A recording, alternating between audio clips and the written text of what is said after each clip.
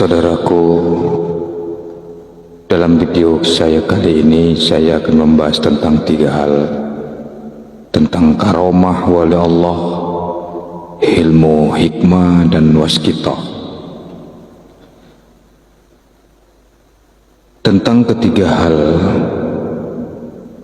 yang saya sebutkan tadi, karena ketiganya sering membawa kerancuan dalam masyarakat dan sekaligus banyak korban salah fokus gara-gara salah pengertian tentang hal-hal tersebut. Karomah wali Allah sebagaimana yang berkembang di masyarakat sejak berabad-abad itu, dalam pikiran mereka rata-rata beranggapan seperti ini contohnya.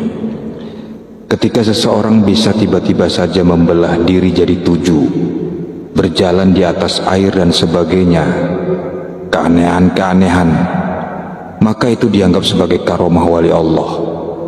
Pikiran seperti itu yang saya terima dari masyarakat sejak dahulu kala. Lalu bila mana saudara berlandaskan anggapan bahwa seorang wali Allah adalah orang yang mampu membuat keanehan-keanehan alias keajaiban yang memukau, kemudian misalnya ada orang yang mampu menggandakan ataupun mengadakan uang di hadapan Anda, tiba-tiba celing ada segopok uang di hadapanmu, maka Anda akan cenderung menganggapnya seorang yang memiliki kelebihan, atau sederhananya dia wali Allah yang berkaromah mendatangkan uang secara ajaib. Mari saya ajak mikir sesaat. Kalaupun ada orang yang benar-benar bisa tiba-tiba mengadakan atau menggandakan uang di hadapan mata Anda, maka satu pertanyaan timbul. Dari mana uang tersebut berasal?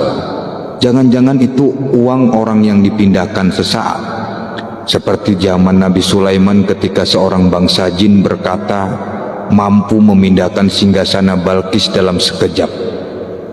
Nah, kalau itu uang orang yang dipindahkan, bukankah itu namanya maling? Uang subuhat alias uang yang samar, tidak jelas asal usulnya.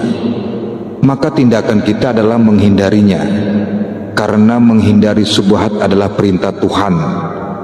Nah, kembali ke perihal karomah wali Allah. Maka dalam hal ini jangan salah persepsi. Jangan beranggapan karomah wali Allah itu sama dengan kemampuan wali Allah untuk buat hal yang aneh-aneh atau ajaib. Bukan begitu. Karomah itu dari kata karim, yang maksudnya kemuliaan. Jadi karomah wali Allah adalah kemuliaan yang diberikan Allah kepada para walinya. Karomah bukanlah ilmu gaib. Wujud dari karomah wali Allah adalah ketakwaannya, kesabarannya, kebaikannya, keikhlasannya, ketawaduannya, kesolehannya, kemuliaan akhlaknya, dan sebagainya. Itu loh yang dinamakan karomahnya wali Allah. Jangan keblinger, ingat itu baik-baik. Kalaupun ada seorang katakanlah yang dianggap wali Allah, sekali lagi dianggap wali oleh orang-orang, kemudian ia mampu berjalan di atas air, maka hal itu tidak akan menambah sedikit pun kemuliaannya di hadapan Allah, tidak menambah karomahnya sedikit pun. Jika bertambah ketakwaannya, maka itulah bertambah karomahnya. Nah, sudah mengerti kan masalah karomah wali? Itu bukan ilmu gaib, tapi adalah kemuliaan dan kedudukan wali Allah itu di hadapan Tuhan. Saya prihatin kadang-kadang tentang kesalahan pengertian selama berabad-abad lamanya dalam menerjemahkan istilah karomah wali Allah ini, sehingga seringkali dukun dianggap wali. Akhirnya pada kena tipu daya dukun, karena mengira karomah itu ya bikin celing-celing seperti pesulap saja. Pesan saya, jangan panjang angan-angan. Kalau pingin kaya, maka kerja keras dan tekun. Jangan menggandakan uang. Lama-lama bukannya uangmu yang berlipat ganda, malah dosamu yang digandakan. Ilmu hikmah.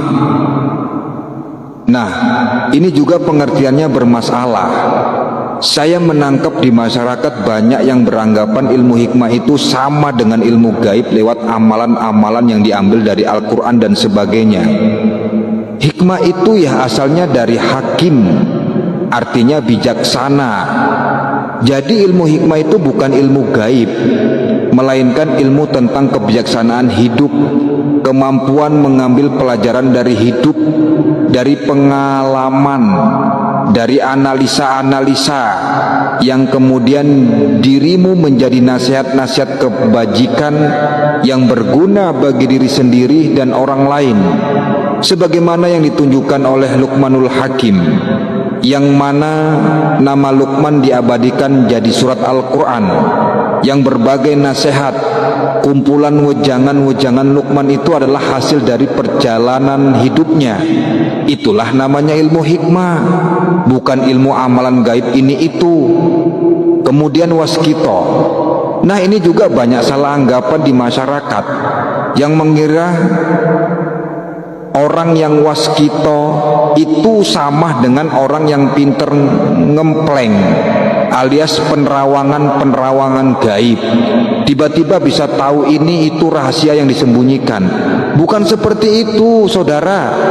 Orang yang waskito itu maksudnya adalah orang yang pandai melihat celah kesalahan dirinya pribadi dengan maksud untuk memperbaikinya.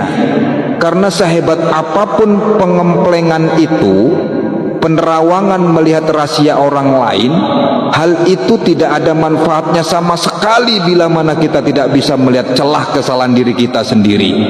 Itu tidak pantas disebut waskito. Jangan salah ngempleng, awas bintitan.